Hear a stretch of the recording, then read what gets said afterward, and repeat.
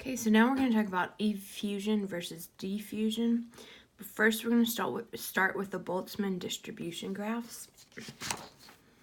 So, if you look at this graph up here, a lot of students will see this tall peak for oxygen and think, okay, it's a huge peak, oxygen's the faster gas.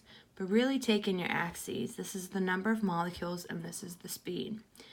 Oxygen has a ton of molecules that are going at a speed of 4,000 meters per second, which is pretty fast, right? So right here, the most molecules, the average speed is around 4,000 meters per second.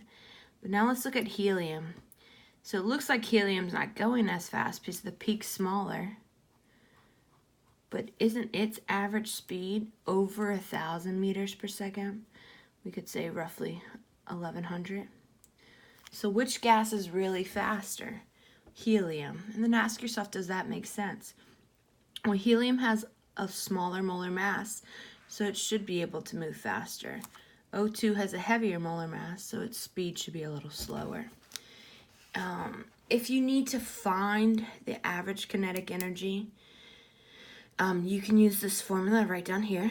U, the average kinetic energy, equals 3RT over molar mass. Two things you need to remember. You have to use 8.314 because now we're talking about temperature, average kinetic energy. Energy is measured in joules. So this is the R you need. The other R doesn't have joules involved.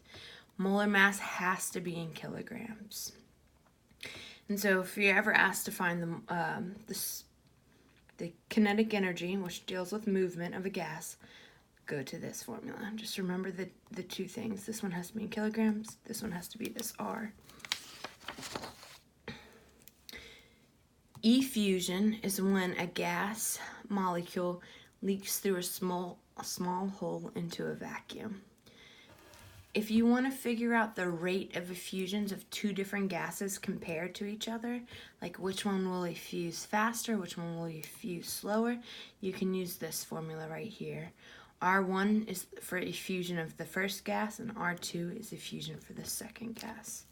And then these are just molar masses. Notice the 2's are across from each other and the 1's, and you also have to square root it, so don't forget to do that. Right, and then they're just showing you how it was derived. The 3RT's kind of cancel out because they stand for the same thing, assuming the gases are at the same temperature, which they should be, so this is what you're left with.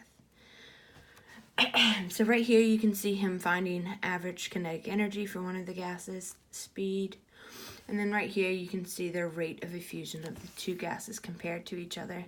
So the first gas that he plugged in was hydrogen, so R1, and he put the molar mass of hydrogen on the bottom.